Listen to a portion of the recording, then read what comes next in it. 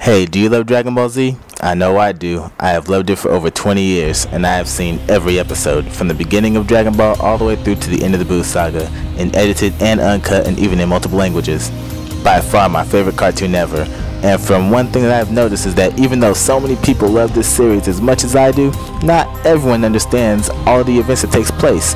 Many times I have found myself explaining different things about the series, so now I have decided to give you all detailed explanations about everything that may confuse you.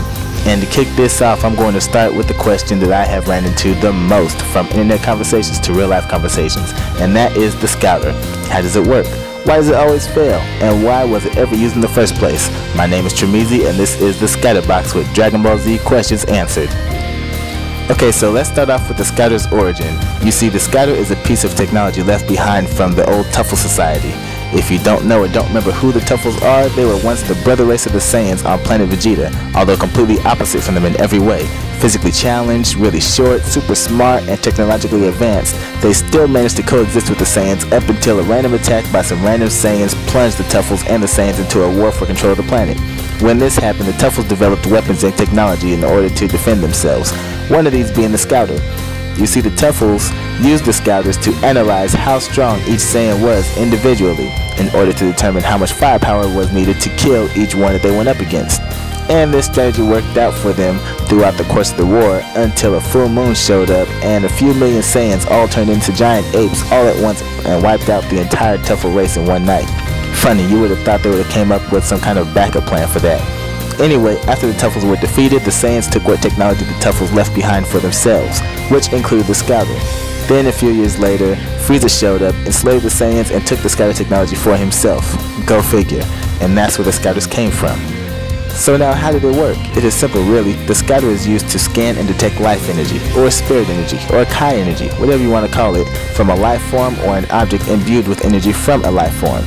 Once it detects a life form, it scans the surface energy, or aura, on that life form in order to determine how much power is stored within it. And then it uses a number system called the power level to indicate just how strong the life form is. And what does the power level mean and represent? Well, the series never actually goes into that. But the most logical answer is that the Tuffles created this measurement by comparing their own strength to that of a Saiyan, meaning that a power level of 1 would be the average strength of a Tuffle, and anything above that would be a multiple of a Tuffle's strength. So a power level of 1,000 would mean that you are 1,000 times stronger than a Tuffle. Now, like I said, the series never explains any of this, so this is just an educated guess. But if it were to be true, that would mean that the average Tuffle soldier is 5 times weaker than the average hillbilly. No wonder they were wiped out.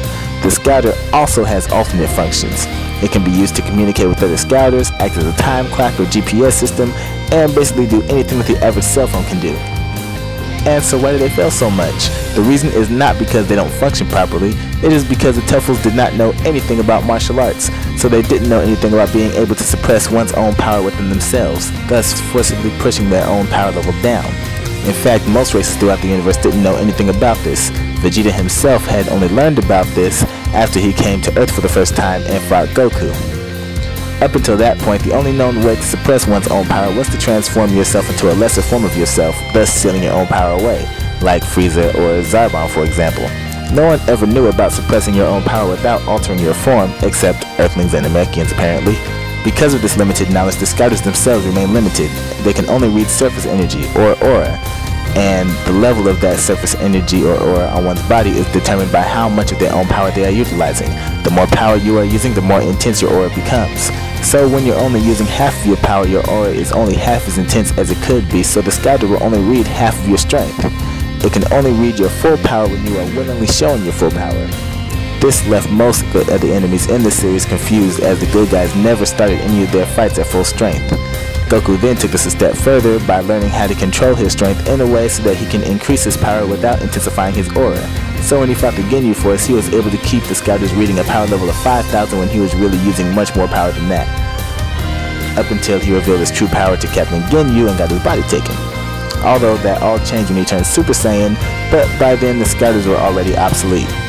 And there you have it, everything that there is to be known about the Scouter. If you like this video, then click like, leave a comment, and subscribe, and I'll be answering more questions that I've run into in the future. And if you have a question that you would like answered, then ask away in the comment section below. Until next time, my friends.